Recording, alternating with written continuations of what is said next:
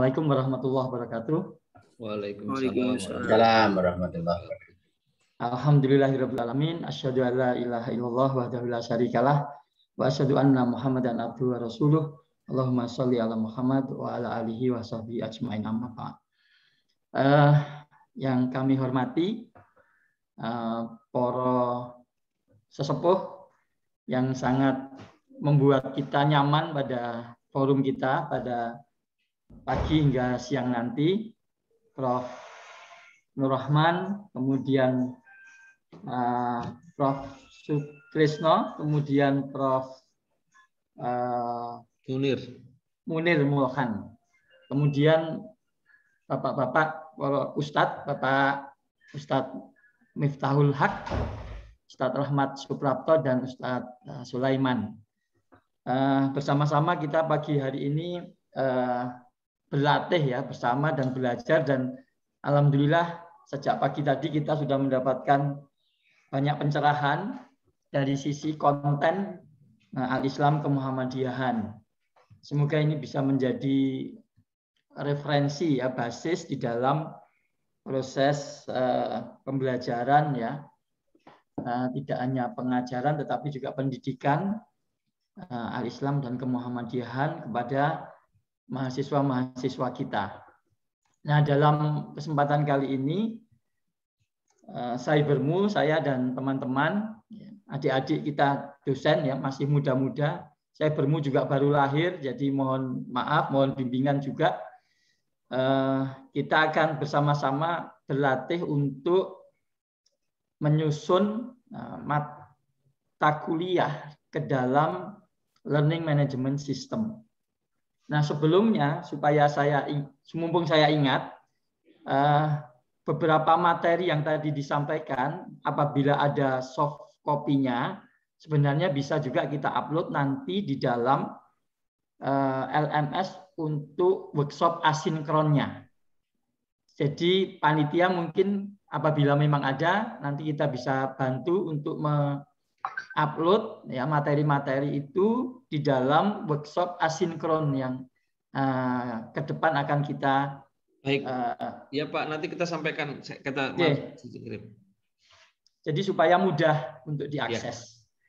Ya. Nah, Bapak Ibu yang kami hormati, jadi skenario workshop kita ini dalam rangka lomba AIK ini ada dua. Yang pertama workshop sinkron tatap maya yang hari ini kita selenggarakan. Sebenarnya ini hanya sekedar sebagai pemicu gitu ya. Dan bagi yang sudah terbiasa menggunakan LMS, ini sekedar sebagai refreshing ya. Refreshing apa-apa yang mungkin sudah biasa dilakukan. Nah, kemudian yang berikutnya dalam waktu sekitar 1 minggu kita akan membuka sebuah pelatihan ya. Asinkron. Jadi ketika misalnya Bapak Ibu lupa terhadap konten materi yang kita sampaikan pada saat workshop sinkron ini, nanti kemudian bisa mengakses workshop asinkron yang ada di situ ya, di dalam LMS yang nanti kita siapkan. Nah, berikutnya Bapak Ibu, izinkan saya untuk share screen.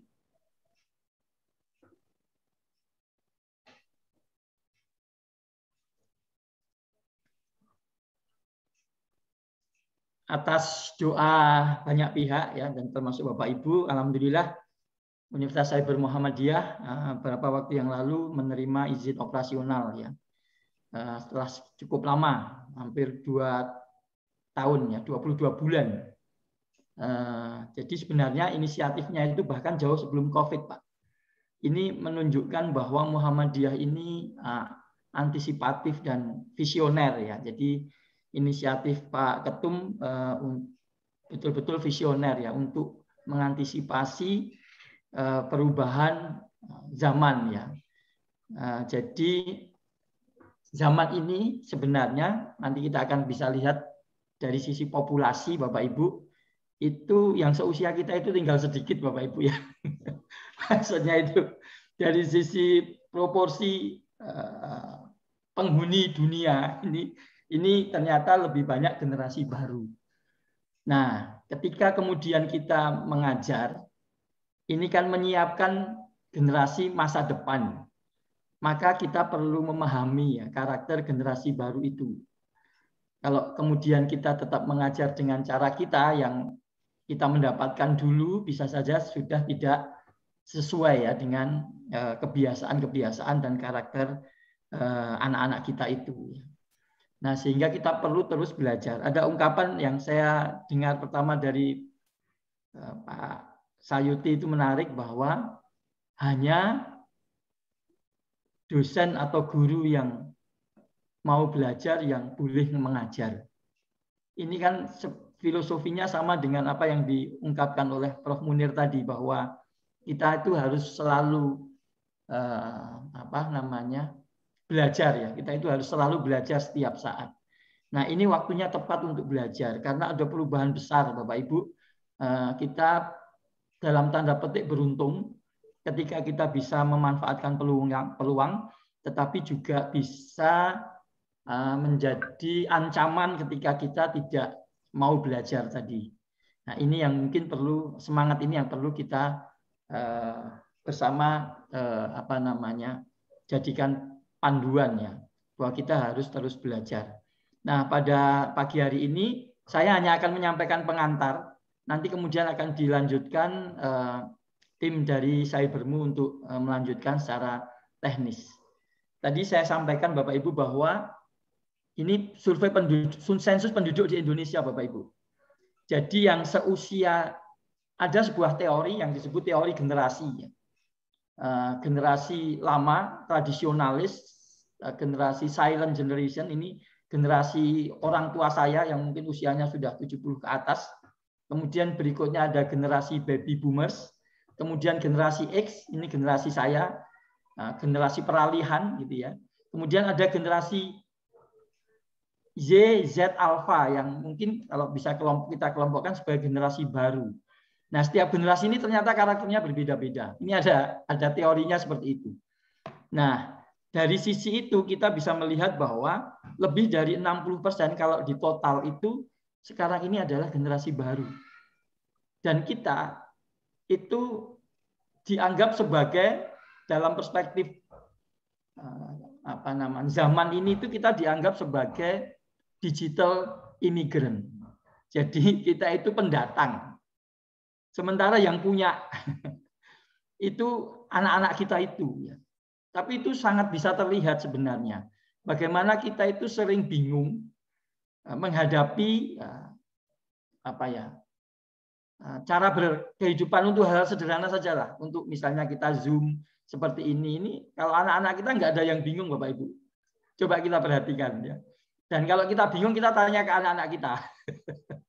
Itu siapa saja, termasuk saya. Dalam banyak hal, entah kenapa mereka lebih lihai ya. Lebih nyaman saja. Kalau yang seusia kita kadang-kadang kemudian tidak bisa melakukan sesuatu, kemudian nervous gitu ya. Tetapi memang seperti itu, sepertinya by nature memang seperti itu. Nah, oleh karenanya kita perlu pahami karakter generasi baru itu. Nah, teori generasinya kira-kira seperti ini Bapak Ibu ya. Baby boomer 4664, kalau yang sebelumnya itu memang sama sekali tidak terpapar teknologi, tetapi baby boomer ini sudah mulai terpapar. Hanya kalau kita amati generasi lama, baby boomer X ini peralihan, baby boomer dan tradisionalis lama itu menggunakan perangkat teknologi itu hanya sebagai alat bantu saja.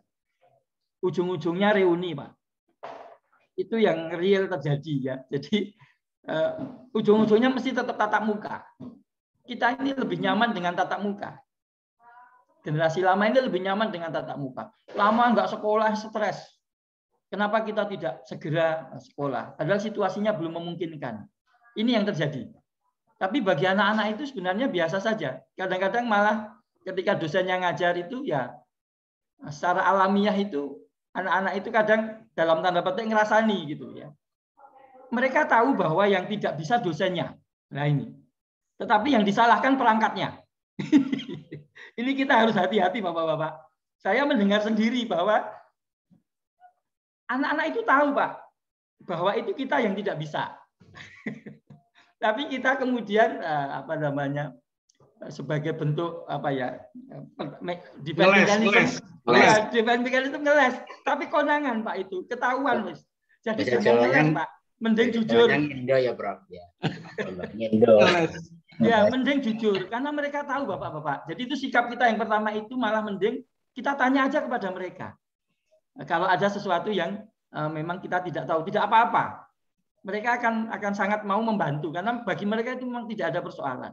Jadi kalau sering disampaikan ada persoalan ini ya sebenarnya yang persoalan itu kita, dosennya. Bisa dibuktikan Bapak-bapak itu ya. Tapi dari hasil survei dimanapun gitu, anak-anak itu nggak ada persoalan dengan kuliah daring dan sebagainya, itu nggak ada persoalan. Yang persoalan dosennya karena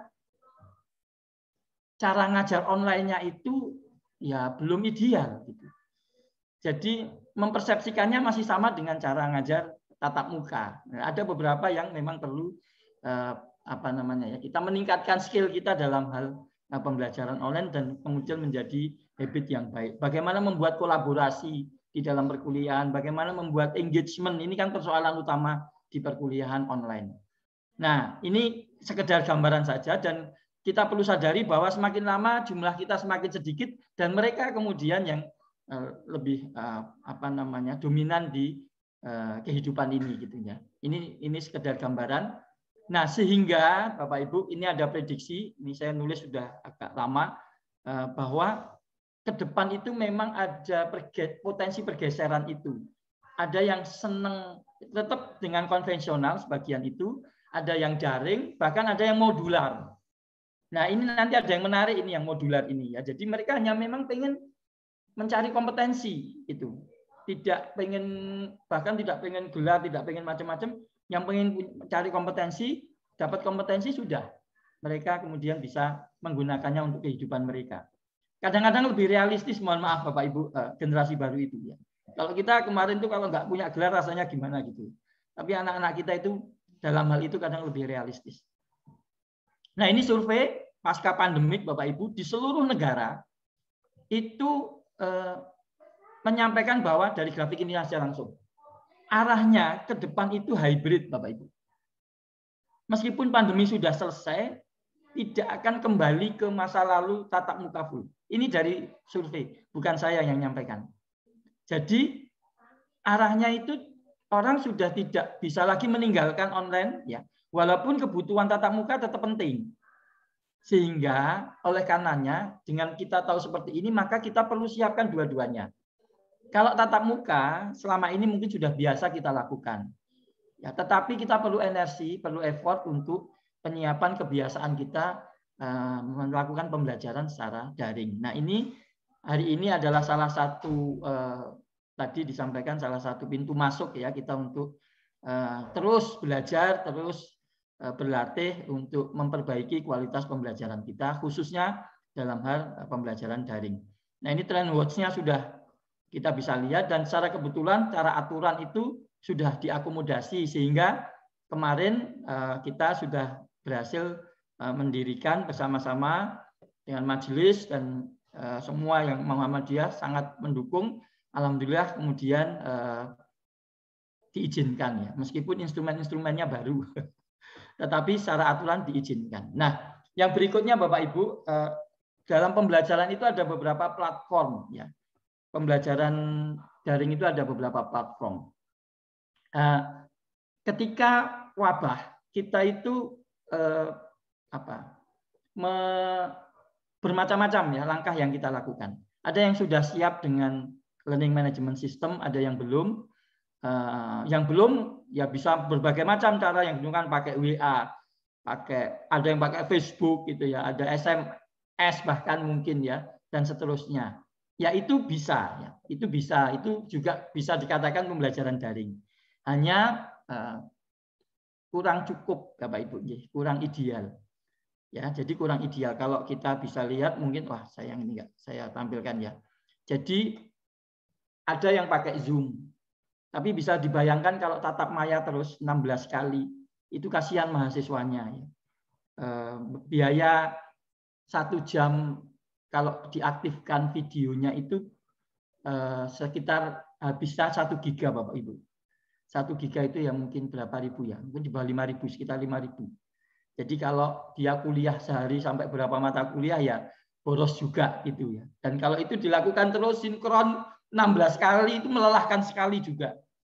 Itu belum lagi ketika misalnya di lokasi anak-anak kita itu jaringannya kurang bagus.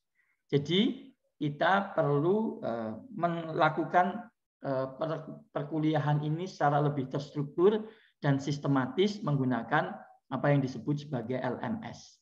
Nah, LMS, Learning Management System ini basis ya, engine-nya, basis aplikasinya itu ada yang terbuka dan ada yang berbayar ya. Nah, kita menggunakan yang terbuka.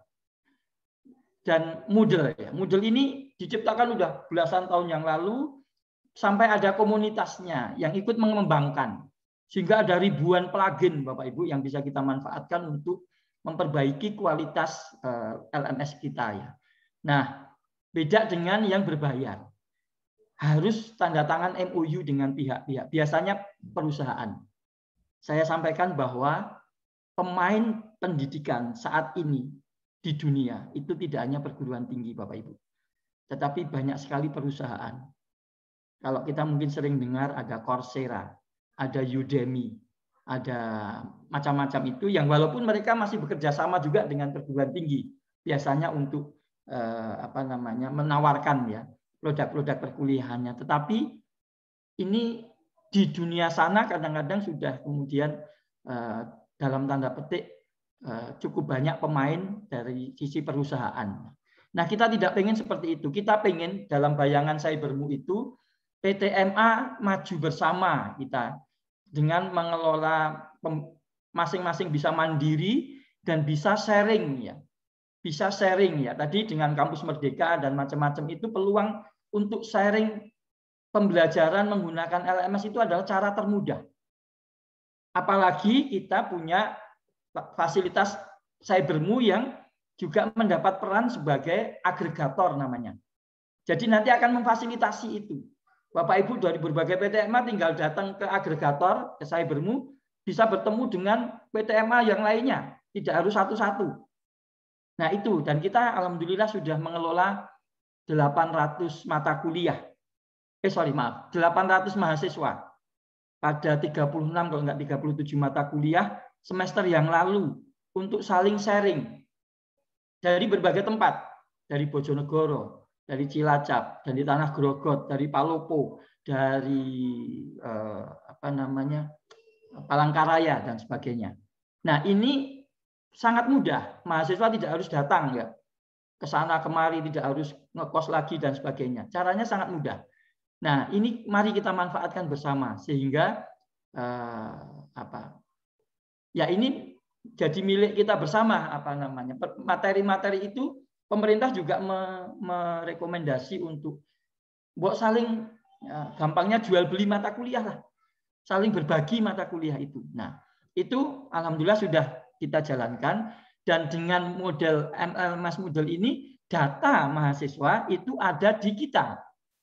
Tidak ada di orang lain. Nah, ini yang pertimbangan yang mendasar yang membuat kemudian pada saat itu majelis memutuskan untuk kita menggunakan LMS dengan basis Moodle karena ini aman dari sisi data dan pengembangannya juga fleksibel karena bisa kita kembangkan sendiri karena ini terbuka sifatnya dan tidak ada peluang nanti habis MOU murah tapi di belakang nanti ada perubahan-perubahan kita sudah tergantung nanti akan repot ya.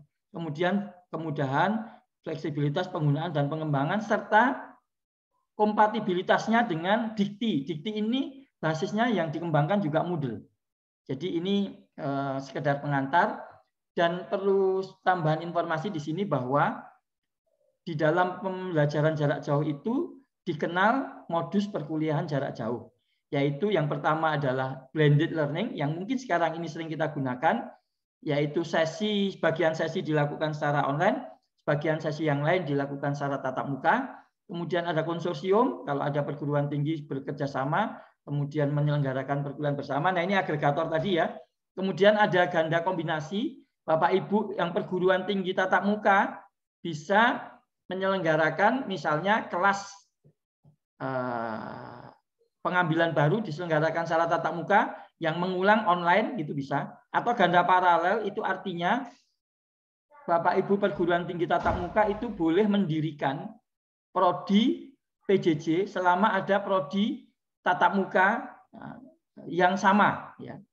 Prodi tatap muka yang sama dengan syarat tertentu boleh mendirikan prodi PJJ. Nah, ini namanya ganda paralel, dan modus tunggal ini contohnya adalah Cybermu, ada Unsia, Universitas Cyber Asia, ada lagi UICI yang didirikan oleh Kahmi. Jadi kalau Muhammadiyah tidak mengambil peluang itu, ternyata orang lain mengambil, Bapak Ibu, dan mereka sangat agresif. Saya mendapat informasi sangat agresif, sehingga kita bersyukur paling tidak kita sudah mendapatkan kesempatan itu. Nah, tadi yang perkuliahan modular itu bentuknya disebut sebagai Massive Open Online Courses, MOOCs. Ini juga banyak, ya. Pokoknya saya ingin belajar tentang ini.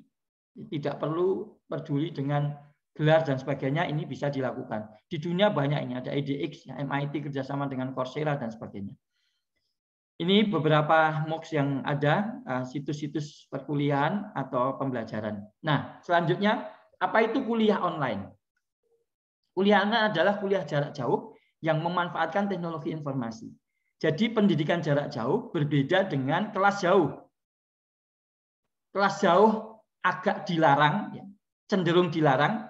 Kalau kuliah jarak jauh cenderung disarankan. Jadi kalau kelas jauh tidak memanfaatkan teknologi informasi, tetapi membuka kelas di tempat yang lain, ya. Nah, ini yang tidak diizinkan, yang kecenderungannya tidak disarankan.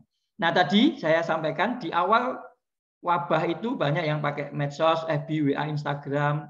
Kemudian ada yang dikombinasi dengan tatap maya Zoom, MS Team, Webex, dan seterusnya, Google Meet, dan seterusnya.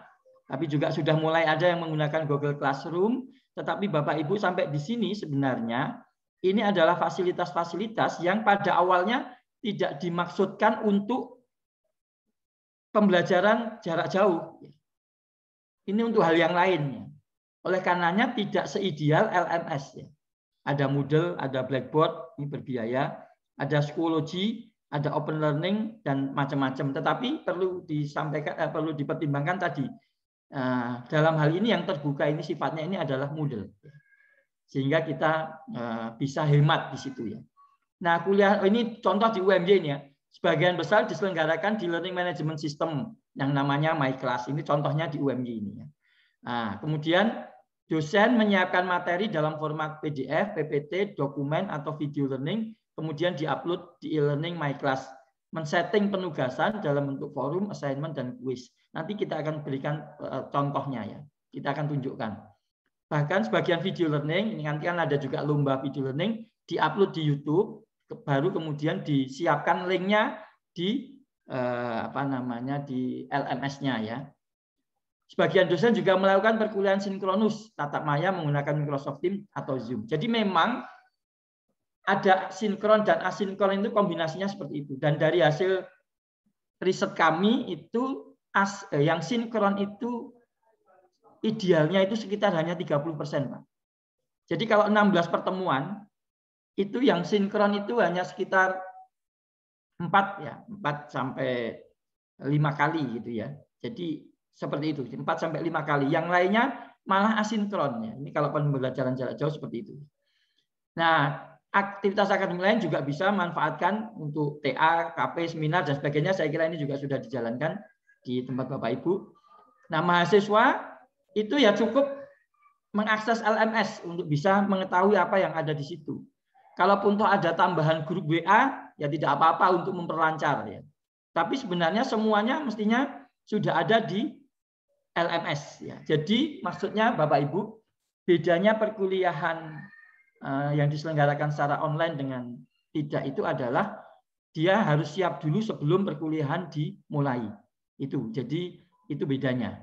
Mahasiswa harus aktif mengikuti perkuliahan dengan cara mempelajari materi dan mengerjakan penugasan.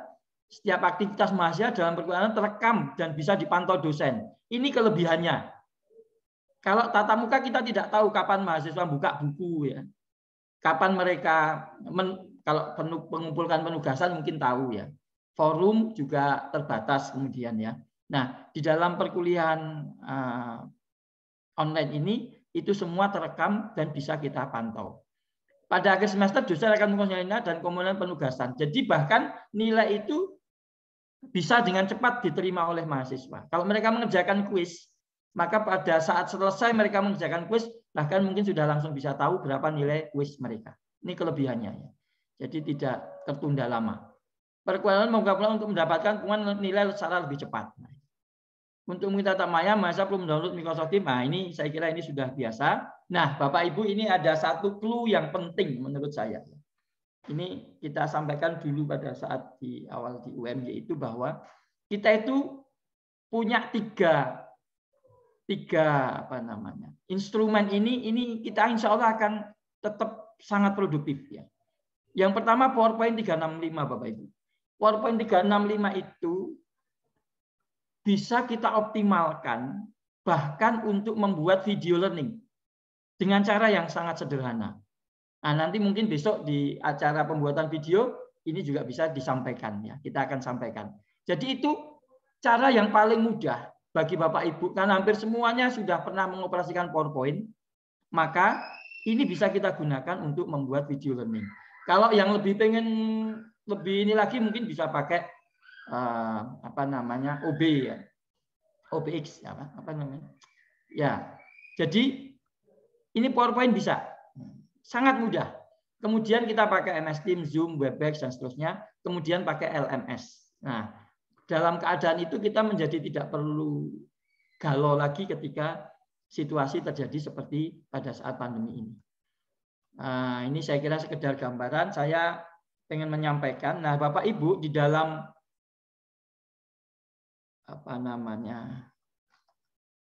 lomba ini nanti kita menyiapkan ya rubrik atau penilaian untuk komponen-komponen yang akan dinilai ya. Ini masih akan kami sempurnakan ya. Nanti akan kita sampaikan kepada panitia. Jadi LMS itu ada standarnya Bapak Ibu. Dari mana? Dari Dikti.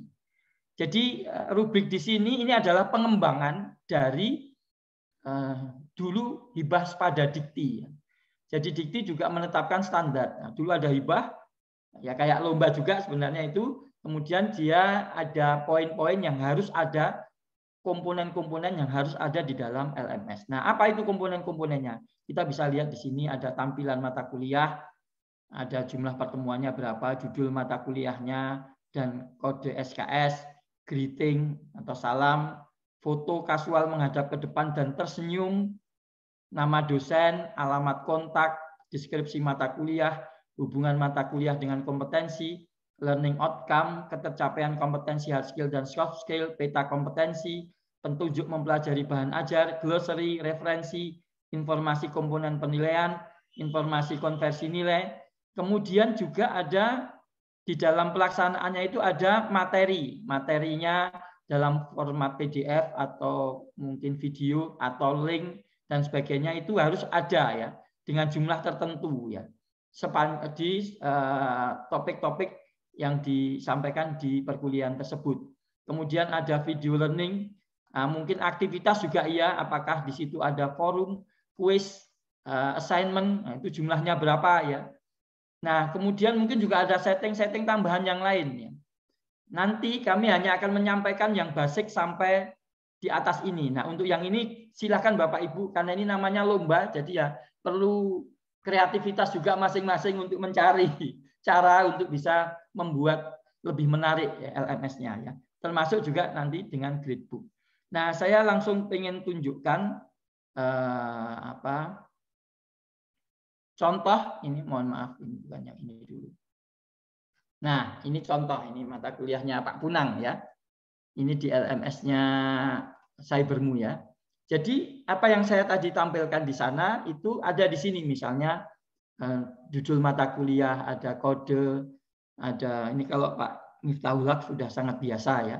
Ada foto, ada nama, ada deskripsi mata kuliah, capaian pembelajaran, peta kompetensi, materi pembelajaran, pokok bahasan, pustaka, bahkan ini Pak Punang ada semacam informasi-informasi menggunakan video di sini ya yang bisa dilihat. Kemudian ini ada skenario Nah, kalau di Cybermu memang lebih detail di sini ya. Ada skenario perkuliahannya akan dilakukan karena kita mengacu kepada tatap muka ya, di agregator ini, jadi juga 16 pertemuan ya. Ada belajar mandiri, ada yang sinkron, ada yang asinkron, dan setiap topik Bapak Ibu di sini ada judul, ada gambar-gambar yang membuat menarik ya sesuai dengan topiknya. Nah, kemudian ada paragraf pengantar untuk mahasiswa supaya paham ketika mau masuk ke topik itu. Kemudian di sini ada video learning-nya. Kita coba style ya. Apakah bisa didengar Bapak Ibu? Suaranya Bisa, apakah Pak. bisa didengar? Jelas, Pak. Bisa, Pak. Putus, Pak. Jelas, Pak. Jelas, Pak, jelas. Ini suara yang mana Pak Bambang? Suara Pak Bambang atau suara video yang dari... Suara videonya. Belum terdengar Pak Bambang. Oh, saya kembali reshare ya, karena tadi mungkin sharingnya belum memperhatikan audionya. Ya. Stop share dulu, nggih. Saya share.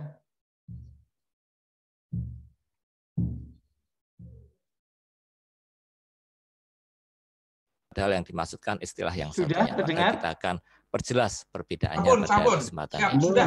Ini contoh video. Kita misalkan peroleh Video learning angka ya, ini seperti termasuk juga untuk yang Mestinya lomba kita harus video berpikir, diikutkan ini supaya apakah kemudian tahu. angka ini Kata kuncinya merupakan begini Bapak Ibu. data Itu tidak atau boleh informasi. lama-lama. 15. Anak-anak kita itu punya 15 kita karakter belum fast paham. switching atau 15 itu multitasking. 15 apa? Sehingga Apakah dia dia 15 itu orang? males untuk Ataukah dia apapun lah. 15 meja Lama-lama atau yang mau lain? apalagi baca buku Nah, yang sekarang tebal harus itu kita udah males perjelas mereka. dulu karena dia berarti kita Jadi nggak video paham. ini harus Dia sesuai data, dengan kita topiknya perjelas pada biar saat menjadi itu. informasi. Bahkan teorinya itu hanya sekitar 15 3 menit. derajat. Apakah Nah, ini ya sudah paling cukup mau jelas jangan atau belum? lebih dari Kita 10 bisa menit paham atau mereka belum? sudah males, Pak. Ternyata belum. Harus diselani dengan Karena apa 15 kemudian baru derajat mungkin. bisa berupa 5 berapa Jadi derajat dipecah-pecah kalau Celcius punya topik itu. atau suhu. Nah. Bisa juga 15 derajat sudut. Nah, dari ini contoh suatu dari kemiringan di video yang lereng gunung dibuat misalkan. Itu belum jelas. Pak Sekarang kita Kunang, perjelas ya. 15 Kemudian derajat Celcius. Kita Nah, ini mulai kita bisa lihat lagi, kemudian di sini ada beberapa video. Juga ada materi dalam format teks ya. Disarankan PDF ya, supaya tidak dirubah-rubah oleh mahasiswa. Jangan PowerPoint, jangan doc, tapi PDF. Kalau diklik, nah ini akan muncul tadi materi yang disampaikan Pak Kunang tadi ada di sini. Ini juga jangan satu buku ditempatkan di satu tempat ya Bapak Ibu. Kalau punya buku atau punya apa namanya diktat, dipotong-potong sesuai dengan topiknya. Modul. Ya, dipotong-potong sesuai dengan topiknya. Ini contohnya, cuma berapa lembar ini. Tapi ini yang benar seperti ini Bapak Ibu. Sehingga mereka akan nyaman ya untuk mempelajarinya. Ini ada beberapa dipotong-potong ini. Nah, kemudian ada materi, ada itu, ada video, ada link mungkin ya. Bisa Bapak Ibu link ke jurnal atau link ke apa itu bisa.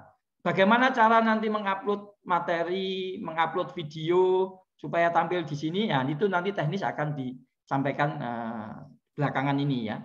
Dan juga nanti mungkin ada di workshop asinkronnya. Nah, kemudian kalau kuis itu yang penugasan ya Bapak Ibu. Penugasan ada 3 minimal itu. Yang paling dasar itu adalah kuis, assignment, dan forum. Nah, kita coba lihat kuis. Ini ada contoh, ini kuis mata kuliah saya ya. Kuis itu adalah CBT ya Bapak Ibu ya. Computer based test ya. Karena semuanya nanti yang mengoreksi adalah komputernya. Tapi kita harus siapkan dulu. Kuisnya kita setting dulu di LMS kita. Ya, ini contoh dengan kuis itu, ini menjadi menarik Bapak Ibu. Kita lihat mahasiswa langsung bisa tahu ya. Kita juga langsung bisa tahu mahasiswa ini Hendri Adi ini mengerjakannya, dia selesai mengerjakan mulai 8 Maret 2021 jam 1:23. Jadi sangat detail. Jadi kalau dia mau komplain gampang, tinggal kita bukakan saja ini, kita buka bareng. Terbuka ya. Kita buka bareng, kemudian kita langsung lihat di sini nih nilai kamu 53,33, nilai Anda 53,33, Anda nomor 1 jawabnya salah. Kalau kita pengen tahu pekerjaan dia, bisa kita lihat di sini. Suaranya Pak. Ya, halo, kedengaran nggak suara saya? Terdengar Pak Bambang? Jelas. Oh, tadi ada yang menyampaikan tidak dengar, mungkin jaringan internetnya ya, Bu? Jelas. Suaranya jelas, jelas. Ya, oke. Jadi ini contohnya. Ini ada 1, 2, 3, soalnya ini 30. Nah, dia nomor 1 salah, nomor 2 benar, dan nomor 3 benar, nomor 4 salah, dan seterusnya. Ini contoh soalnya dan contoh pekerjaan dia ini ya. Nah, ini dia jawab benar, ini jawab benar. Kalau yang merah, nah ini salah dia jawabnya. Jadi kita bisa lacak ya, mampu lacak. Sehingga kalau mau komplain, ya udah kita buka bersama saja. Dia bilang sudah mengerjakan, kita lihat ternyata nggak ada atau belum submit. Akan ketahuan ya. Termasuk nantinya Bapak Ibu langsung bisa mendapatkan grafik dari nilai untuk ujian itu ya. Ini contohnya ya, sudah langsung, kita nggak perlu susah-susah untuk mengoreksi dan untuk membuat tabulasi seperti ini, kemudian membuat grafik, tidak perlu. Ini sudah mesin yang buat ya. Jadi ini akan sangat membantu kita untuk melakukan evaluasi. Apakah soal yang kita buat itu terlalu sulit atau terlalu mudah, gitu. Lebih banyak yang salah atau lebih banyak yang benar, dan seterusnya itu bisa menjadi bahan kita untuk melakukan evaluasi. Nah itu kuis. Kalau assignment itu penugasan seperti biasa. Jadi kita minta mereka untuk mengerjakan tugas, kemudian mereka mengumpulkan ya, itu assignment ya. Ini contohnya di Pak Punang ini ada ini saya kira ya. Saya ambilkan yang di Pak Punang. Ini assignment. Ada nggak di sini assignment ya? Oke. Oh ini contoh assignment ini, tugas analisa etika. Nah ini Pak Punang memberikan tugas, kemudian mereka diminta untuk mengumpulkan. Ya ini 3 grup, nah, yang submitted contohnya ini 1 misalnya seperti itu. Jadi ini penugasan. Kemudian forum itu adalah chat atau percakapan yang tidak sinkron. Ya. Jadi kita melempar satu isu sekarang, mereka diminta untuk mendiskusikan, tetapi mungkin mereka mendiskusikannya atau menanggapinya tidak langsung, bisa nanti sore, besok dan sebagainya. Ini manfaatnya juga kalau asinkron ini adalah mengantisipasi ketika internet di tempat mahasiswa kita tidak stabil dan seterusnya. Nah ini di setiap topik ini Bapak Ibu, ini sudah lengkap disediakan bahkan sebelum perkuliahan dimulai. Ini ketiga ya, ini lengkap sampai akhir. Ini contoh forum ini ya, forum on information kita bisa lihat. Nah ini yang menanggapi dan seterusnya. Nah kita bisa lihat ini, semua topik sudah disiapkan dengan sangat lengkap ini oleh Pak Punang ini ya, sangat bagus ini. 6, topik 6. Topik 7 atau pertemuan ke-7, ke-8, ke-9, ke-10, 11, ya, 12, 13, 14, 15, 16. Ya. Termasuk juga presensi Bapak Ibu.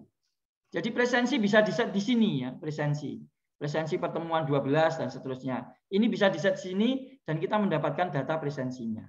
Nah, Bapak Ibu yang kami hormati, ada hal lain yang menarik lagi, yang itu kita bisa melihat bagaimana aktivitas mahasiswa tadi yang saya sampaikan tadi. Kita bisa monitor. Ya, kita lihat ini misalnya. Ini kotak setiap bar. Ini adalah aktivitas yang dilakukan atau yang kita siapkan untuk dilakukan oleh mahasiswa. Misalnya ini di sini ada buka link. Ini kalau sudah hijau berarti mahasiswa itu sudah buka link ini, petunjuk cara perkuliahan di situ dan seterusnya. Ini materi, tadi dia sudah buka materi ya. SIM. Ini materi. Ah ini kuis, mereka berarti sudah mengerjakan kuis. Kalau kita tarik terus ini materi kuis. Jadi kita akan tahu kalau yang biru ini belum. Maka mahasiswa ini baru 50% dia mengerjakan apa yang mestinya menjadi tanggung jawab dia untuk dilakukan. Sehingga ini bisa menjadi bahan sekali lagi untuk evaluasi kita. Dan yang terakhir adalah penilaian Bapak Ibu ya. Gradebook ya. Jadi di sini mesin juga sudah memfasilitasi kita Moodle ini dengan kita tinggal masukkan ya komponen-komponen penilaian, misalnya presensi itu komponen penilaiannya ini, tugas, praktikum misalnya ada. Ini bisa kita masukkan semua di sini, kemudian kita beri bobot. Ya. Ini ada tugas, ada UCP ya, ujian, ada hafalan di kuliah saya itu. Nah, nanti mesin yang akan mengkonsolidasi nilai, sehingga kita langsung bisa lihat nilainya mahasiswa itu ya, video report. Ini kita pengen lihat. Nah ini dari komponen-komponen itu, nah kita bisa lihat itu nilainya sampai kemudian mesin akan menghitung nilai akhirnya ya, sesuai dengan pembobotan yang kita buat ya. Misalnya ini kalau kita lihat salah satu mahasiswa juga bisa, secara keseluruhan bisa, salah satu mahasiswa juga bisa. Misalnya kita nyari mahasiswa user report ya. Nah ini misalnya, ini mahasiswanya kita cari namanya misalnya, nah ini dia. Maka nilai dia sudah terkonsolidasi ya, dengan sangat rapi di sini Bapak Ibu. Kita tinggal kirim saja ke sistem informasi akademiknya. Ketika sudah ada sistem yang menjembatani, maka langsung jadi KHS ya. Jadi ini akan sangat memudahkan kita. Jadi begitu Bapak Ibu pengantar dari saya. Yang berikutnya nanti teman-teman dari Cybermu akan membersamai Bapak Ibu untuk kita berlatih bagaimana cara teknis ya, cara mengupload, cara mengupload materi, cara men-setting penugasan dan sebagainya. Dan Bapak Ibu tidak perlu khawatir kalau misalnya ada hal-hal yang belum jelas, nanti kami akan menampilkan di dalam workshop asinkronnya itu, mungkin juga ada video yang Bapak Ibu bisa lihat, mungkin rekaman kali ini nanti mohon sekretariat juga bisa mengirimkan kepada kami untuk diupload di dalam workshop asinkron. Sehingga apa-apa yang kita sampaikan pada kesempatan kali ini akan terekam dan bisa dipelajari oleh bapak-bapak dan ibu-ibu calon peserta lomba. Siap, Pak Bambang. Kami persilahkan teman-teman Cybermu ini siapa yang akan bersama teman-teman, Mas Rosidin apa siapa tadi ya yang ditugaskan? Monggo, Mas. Saya, Pak. Ya, silakan, Mas.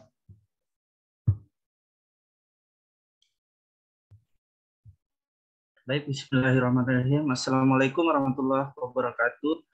Assalamualaikum. Terima kasih Bapak-Bapak sekalian peserta workshop sinkronus lomba AIKA. Di sini saya akan melanjutkan secara teknis bagaimana cara untuk mengupload materinya berupa teks, kemudian berupa file dan materi video, kemudian cara membuat forum. Sebelumnya saya mau menanyakan dulu untuk para peserta apakah sudah mendapat virtual kelasnya? Belum.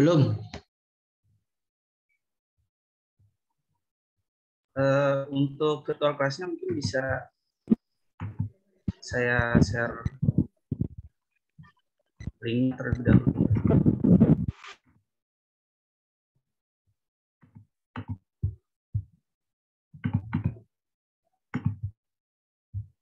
Untuk virtual kelasnya bisa diakses. Saya copy ke chat Zoom-nya ya. Halo, assalamualaikum semuanya. Kelvin ya dulu.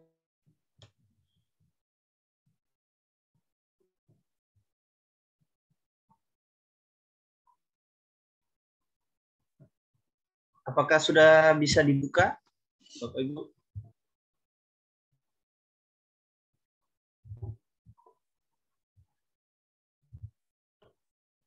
Untuk yang belum bisa login menggunakan username dan password yang sudah didistribusikan.